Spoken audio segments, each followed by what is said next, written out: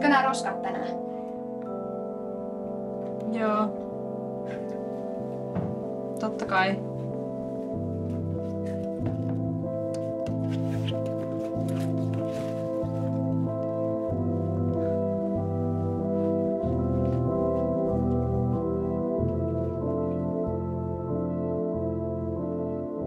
Toivo. Se mökki on siis jossain saaressa. Lohjanrannasta noin puoli tuntia. Mut Tinka sanoi, että niillä toimii netti siellä, niin sä voit soittaa ihan milloin vaan ja vastaan. Ilmoitithan se sille sun pääntyhintäjälle. Se on varmaan töissä vaan 5, mut älä pelkää laittaa sille viestiä. Se vastaa varmasti myös mielellään. Mut voit siis yhä soittaa mullekin. Ihan mistä vaan. Vaikka siitä TV:stä ei tule mitään hyvää. Voi haittaa yhtään. Ja jääkaapissa on sitä makaronilaatikkoa, jos et jaksa ite väsyvää ruokaa. Niin ja... Ootko sä nyt ihan varma, että pärjäät? Ainahan mä pärjään. Lupaatko? Tässä on nyt ollut vähän kaikkea ja eikä mua oikeasti haittaa jäädä kotiin, jos sä haluat seuraa tai... Pilke. Mä pärjään. Mene nyt ennen kuin myöhästyt.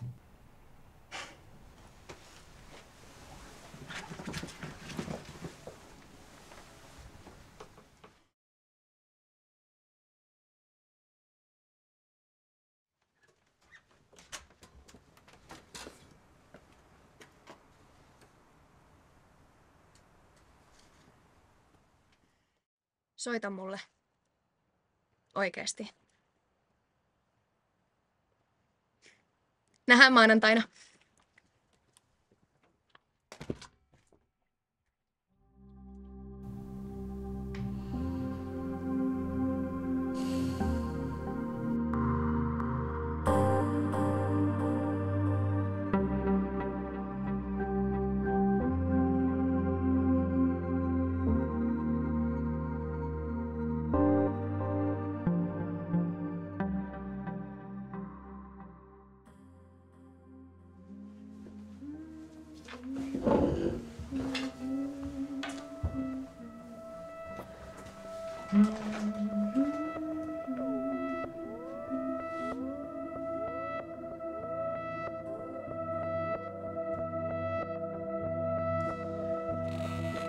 Kaivakaa sadettakin tesille, sillä viikonlopuksi on luvassa voimakkaita sadekuuroja ja tuulenpuuskeja, jotka saattavat ajoittain muistuttaa myrskyä.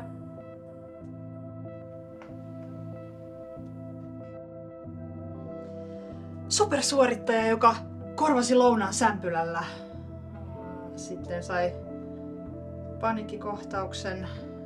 No, olipas yllätys.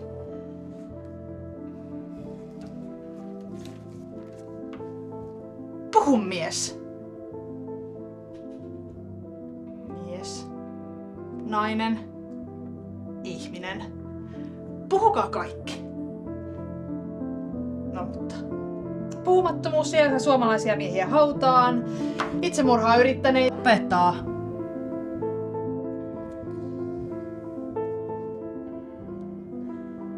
Taipumus harmistua tai ärsyyntyä helposti. No, se vastasi sitten siihen. Painava pelko siitä, että jotakin kauheaa saattaisi tapahtua.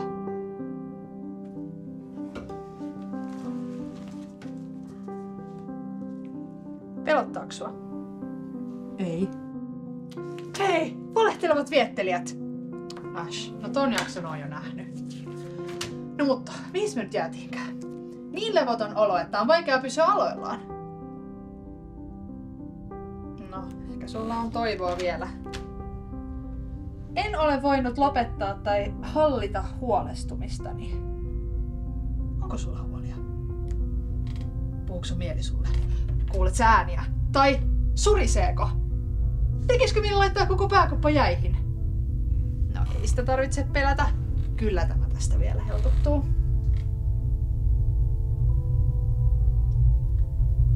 Tehtäisikö vaikka yksi niistä hengitysharjoituksista? Mitä siinä pitikään tehdä?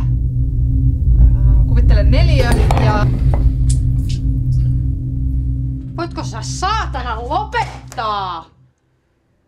Kyllä mä tiedän, mikä mussa on vikana. Luuletko sä, että mä haluan elää näin? Istua tässä helvetin kolossa, kun mun kaverit saa nauttia niitä elämästä. Ne mökkeilee ja bilettää ja mä maadun täällä. Mä luulin, että me sovittiin tehdä tämä jatkossa näin. Että tämä lehdestä lukeminen olisi helpompaa. Helpompaa? Ei tässä mikään ole helppoa. Mä en jaksa vaan hymyillä ja hengittää ja hymyillä. Se on uuvuttavaa ja mua ärsyttää, että mä en jaksa. Mä en jaksa hengittää. Jos mun pitää kuvitella vielä yksikin neliö, mä vittu räjähdän. No niin. Mutta sähän pärjäät. Ei saatana pärjää.